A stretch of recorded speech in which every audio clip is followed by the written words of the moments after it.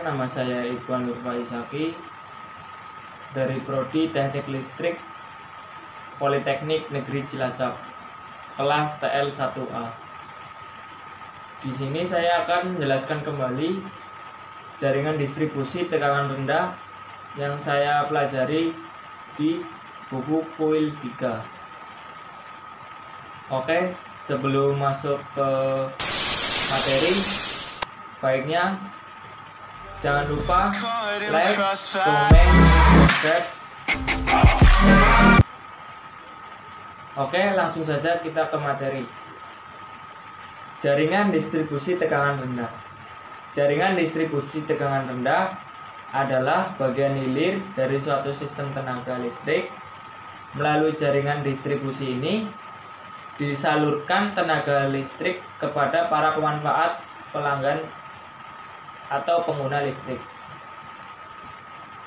Mengingat ruang lingkup konstruksi jaringan distribusi ini langsung berhubungan dan berada pada lingkungan daerah penghuni, maka selain harus memenuhi persyaratan kualitas teknis pelayanan, juga harus memenuhi persyaratan aman terhadap pengguna dan akrab terhadap lingkungan. Konfigurasi saluran udara tegangan rendah pada umumnya berbentuk radial. Jenis konstruksi jaringan tegangan rendah. Jenis konstruksi jaringan tegangan rendah terdiri dari 1. Saluran udara tegangan rendah kabel pilin.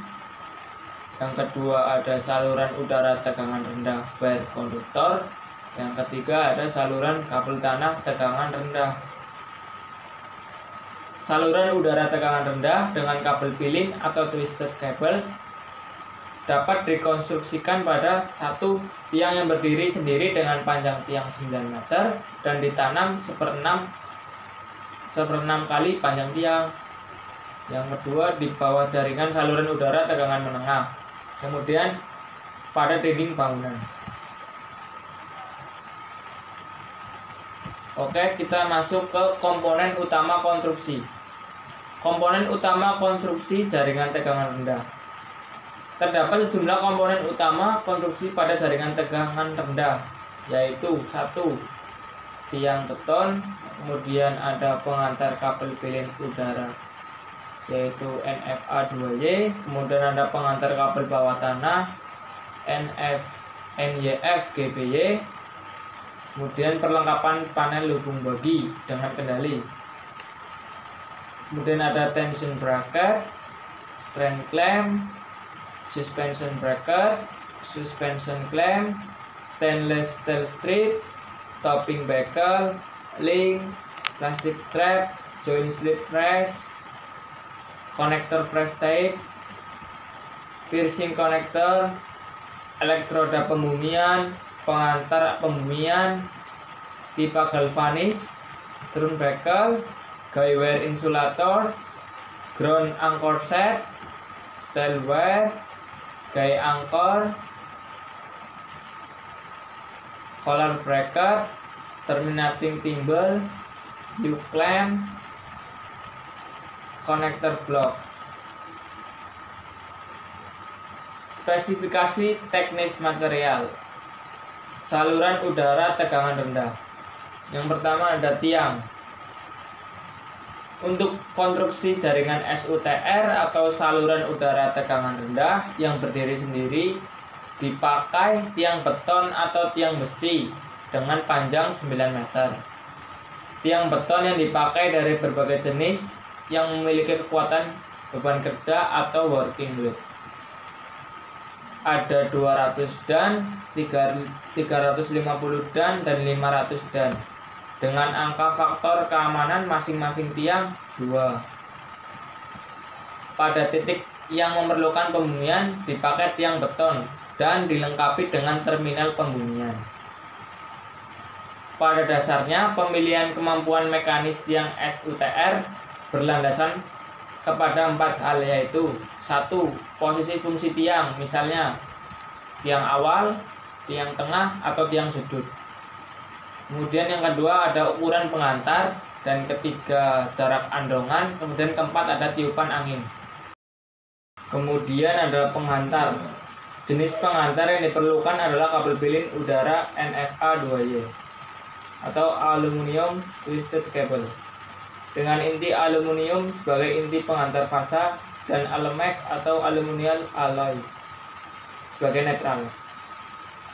Penghantar netral dengan ukuran 3x35 plus netral, kemudian 3x50 plus netral, kemudian ada 3x70 plus netral berfungsi sebagai pemikul beban mekanis kabel atau messenger. Untuk kepentingan jaminan pelaksanaan handling transportasi, panjang penghantar tiap aspal kurang lebih 1000 meter.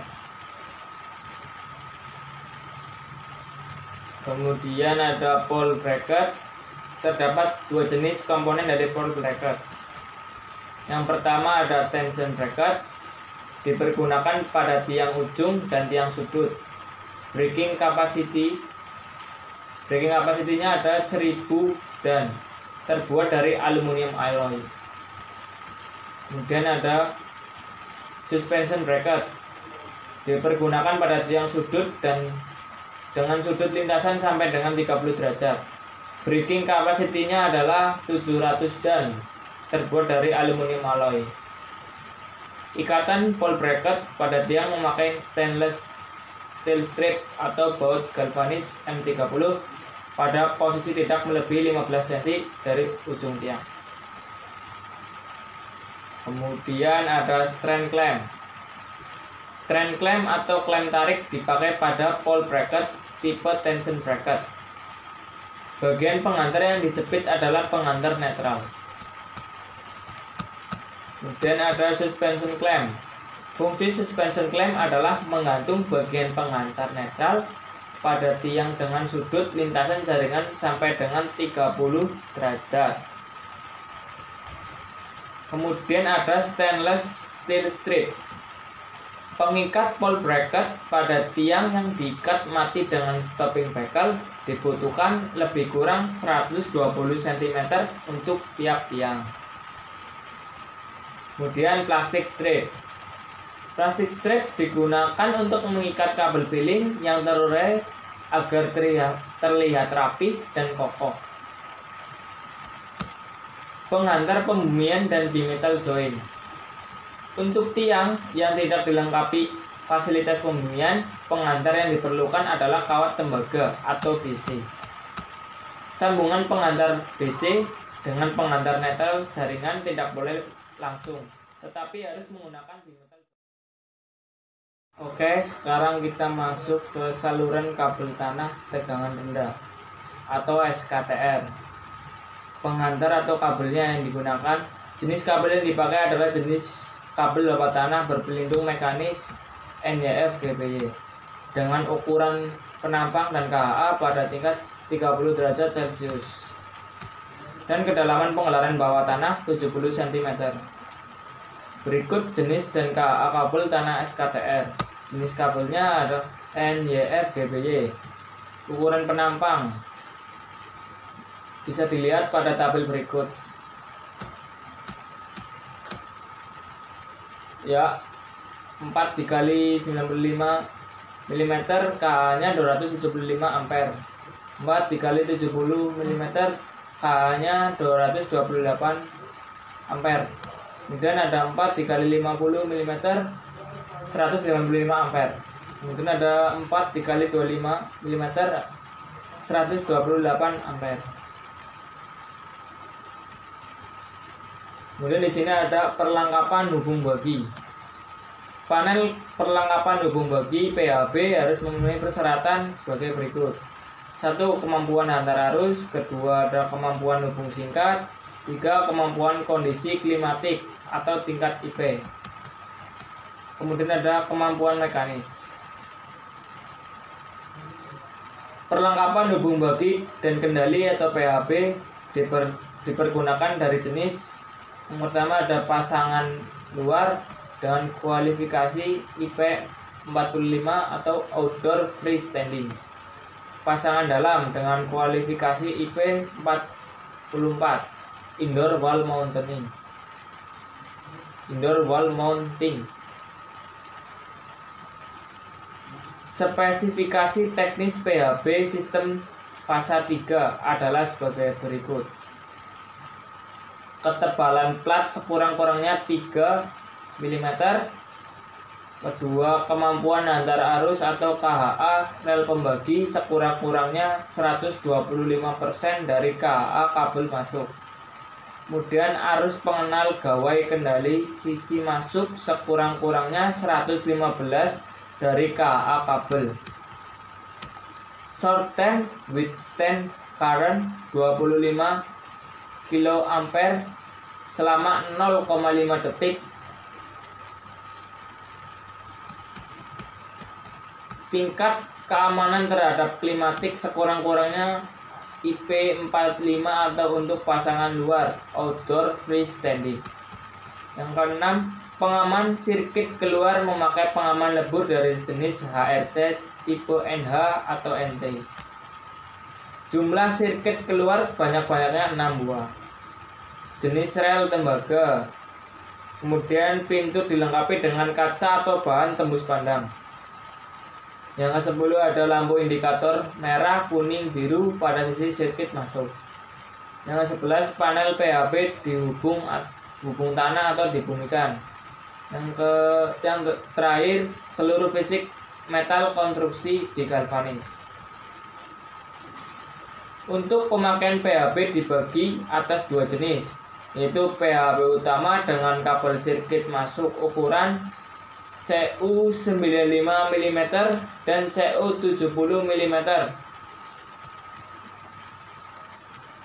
PHB cabang dengan kabel sirkuit masuk ukuran CU 50 mm dan CU 25 mm. Tidak diizinkan menyambung langsung sambungan pelayanan dengan beban kurang dari 25 ampere ke PHB utama.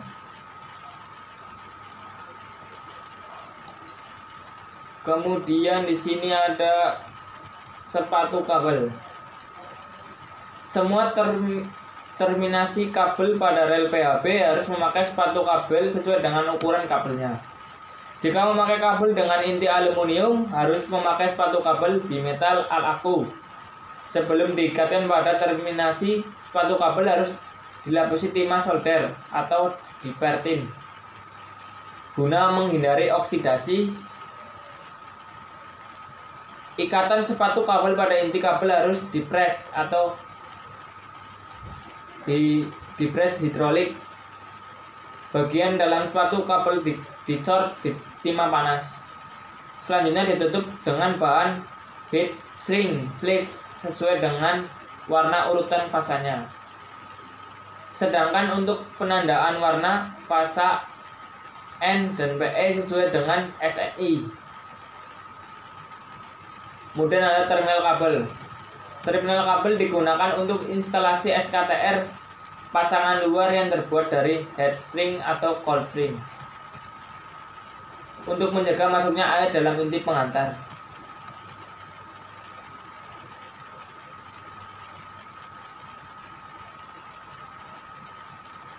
Kemudian elektroda pembumian. Elektroda pembumian dari jenis elektroda batang sebagai berikut. Satu, ada jenis Insuno, batang besi diameter 10 mm, dilapisi tembaga dengan cincin tembaga sebagai terminal dengan panjang sekurang-kurangnya 1,8 meter. Kemudian ada pipa galvanis. Pipa galvanis dengan diameter 1,5 inci dengan cincin tembaga, panjang 2,75 meter. Pengantar tembaga langsung ke bagian bawah pipa. Dikeluarkan 20 cm di atas ujung pipa, dikatkan dan dilapisi timah solder. Sambungan pengantar pembumian pada elektroda memakai sepatu kabel yang dilapisi timah solder atau dipertin.